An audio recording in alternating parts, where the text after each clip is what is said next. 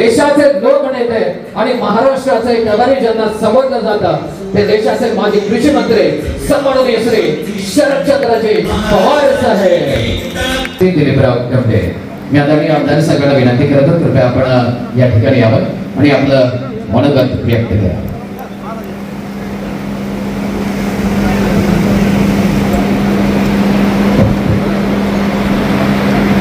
माननीय अमोल कोल्हे साहेब यांच्या लोकसभेच्या निवडणुकीच्या निमित्ताने आपल्याला मार्गदर्शन करण्यासाठी उपस्थित असलेले देशाचे नेते आदरणीय शरदचंद्रजी पवार साहेब, आपले उमेदवार राहुलजी कोल्हे, खेड तालुक्याचे माजी आमदार रामभाऊ गांडगे, पुणे जिल्हा राष्ट्रवादी काँग्रेस पक्षाचे अध्यक्ष जगन्नाथ बापू शेवाळे, शिवसेना जिल्हा प्रमुख, शिवसेना तालुका प्रमुख, आप पार्टी के प्रमुख, त्यानंतर काँग्रेस पक्षाचे प्रमुख, ही सगळी मंडळी एका विचाराने एका निर्णयाने अमोल कोल्हेंच्या मागे.